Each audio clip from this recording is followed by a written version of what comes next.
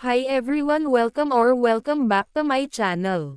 Kim Chu at Paolo Avellino namataan na magkasama. Kim at Paolo nominated bilang Sexiest Male and Female 2025.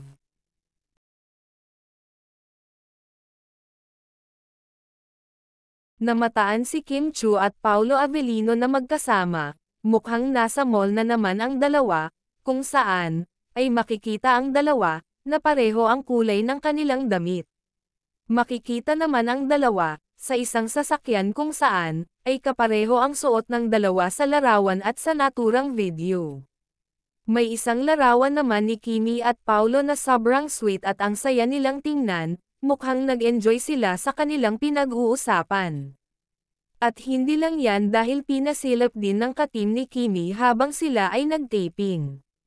Samantala, sa isang post naman ng isa sa ka-team ng Kim Pao ay pinakita nito ang isang message kung gaano ka-dedicated si Kimi at Paolo sa kanilang trabaho, sabi nga sa kanyang post. So proud of our new show, The Alibi. Especially proud of Kim Pao, yung level of dedication and focus nila sa story and characters incredible. Ang husay nila, mabusisi nilang pinag-uusapan ang bawat eksena. Iba amazing. Labis naman ang pagpasalamat ni Kimi sa kanyang mom si Bella Padilla, kung saan ay nagpaabot ito ng mensahe sa pamamagitan ng comment sa post ni Bella, sabi ni Kim.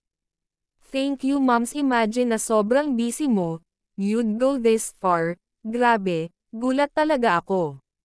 Thank you. We're so twins na kahit walang sinasabi, we can already feel each other's thoughts.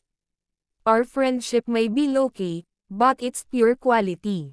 Thank you for going above and beyond, for flying to Cebu just for me.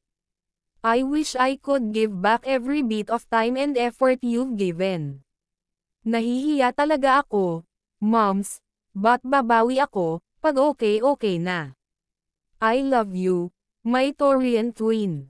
Talaga namang maraming napahanga sa friendship ni Bella Padilla at Kim Chu, kung saan, ay nagdadamayan talaga sila pag may problema, at sa pinakita nga ni Bella Padilla ay talagang masasabi mo na siya ay tunay na kaibigan ni Kim Chu.